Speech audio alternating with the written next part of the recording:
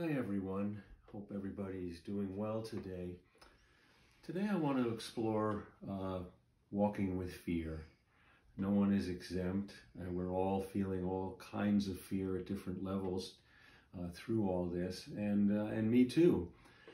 And I'm finding that every day I'm getting hooked, or I have a moment every day of fear that somehow seizes me or moves through me like a sneeze or a shiver. And my job is to somehow not get hooked by it. And yesterday I didn't do such a good job of that.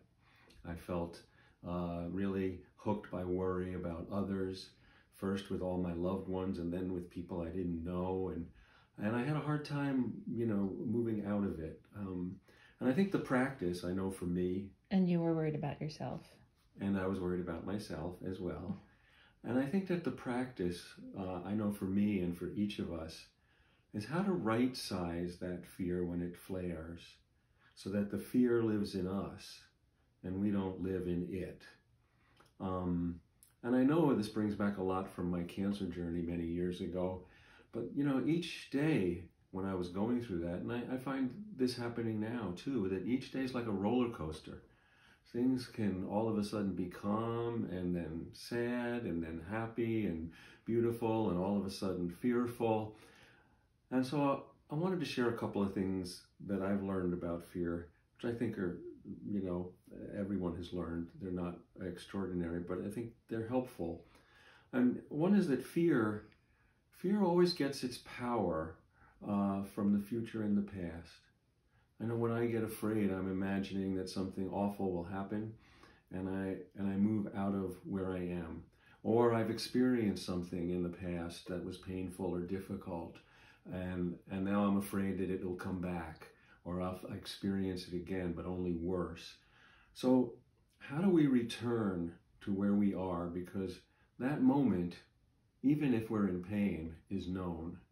And from there we can stand exactly where we are and start again. So the second thing that I know where fear gets its power is from not looking. When I don't look, the fear gets bigger and I give more power to it. And two metaphors that have been teachers for me about this.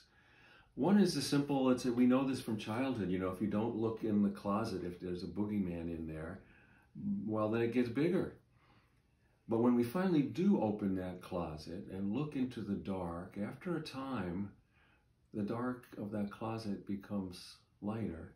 Well, the space hasn't changed. Our eyes have gotten accustomed to what's truly there and has right-sized it.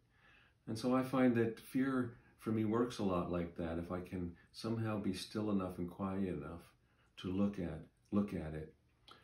The other metaphor I thought of recently, my father was a master woodworker and he built a sailboat that I spent a lot of my youth on. And anyone who spent time on a sailboat, when we would sail close hauled, which is the most powerful form of sailing, the boat tips over and the rail goes in the water. And if that gets scary, the only way to remedy it is to turn directly into the wind. And the sails spill the wind and it simply uprights and flutters. And I've been thinking that's also something we can practice. If we turn directly into what we fear, it will spill its power.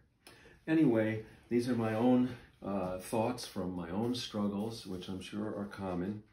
And I wanted to share a poem from my cancer journey about fear. During that time, I was visited in dreams by the Chinese poet Tu Fu, who lived in the 700s, and he appeared as a guide to me. And in my 30s, I was terrified of everything, and I remember reaching out to him in a dream, and this is what happened. This is from Inside the Miracle, which is one of my books, on page 19, Tu Fu's Reappearance. Out of the yellow mist, he came again, his Asian beard in tow. We were on a healthy shore, and he sat cross-legged in the sand, scratching delicately with a branch, his slender head down. I crouched and put it to him, how do I block the fear? Well, he kept scratching the sand as if he hadn't heard, and I grew angry. and said again, "How do I block the fear?" He lifted his head and shrugged, branch wafting above him. How does a tree block the wind? And with that, he disappeared. And then I woke. And the lesson there, of course, is that the tree doesn't hold on to the wind. It lets it go. We can't conquer fear. We can only let it go and walk with it. So I hope you continue to be well and keep trying to grow in place, and we'll see you soon.